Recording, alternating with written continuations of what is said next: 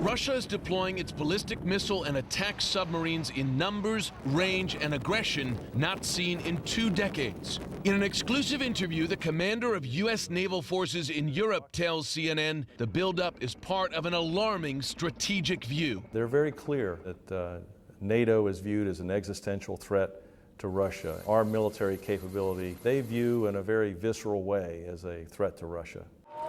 Adding to U.S. concern, Russia is deploying new submarines that are harder for U.S. naval forces to track and detect. Following years and billions of dollars in investment, they are quieter, better armed, and have a greater range of operation. The submarines that we're seeing are much more stealthy. They're acoustically quieter.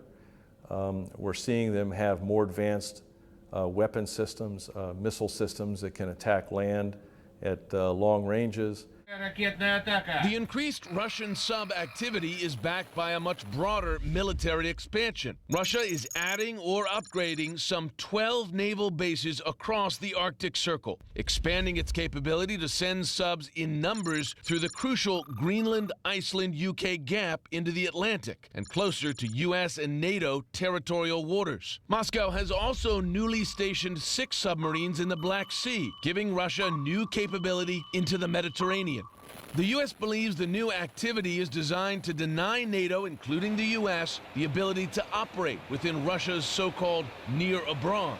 What we see in these operations, it's focused on protecting the maritime flanks of Russia, but also denying NATO the ability to operate within the maritime flanks as well. And I'm speaking of the Baltic Sea, the Black Sea, and areas in the far North Atlantic around Norway.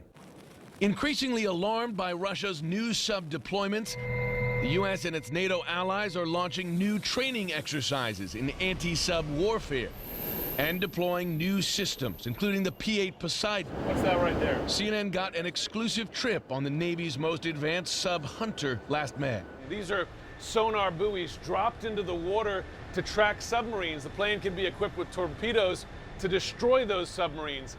Russia's growing military activity extends above the surface as well. A Russian fighter jet's flyby of the USS Donald Cook this week, coming within 30 feet laterally and 100 feet vertically, is behavior that U.S. naval commanders have not witnessed since the Cold War. We had issued radio calls in both English and Russian, and the aircraft didn't respond and proceeded on a course directly at the ship. So while we've seen these interactions before, this one was different because of the proximity to the ship, the altitude, and the flight path that it took.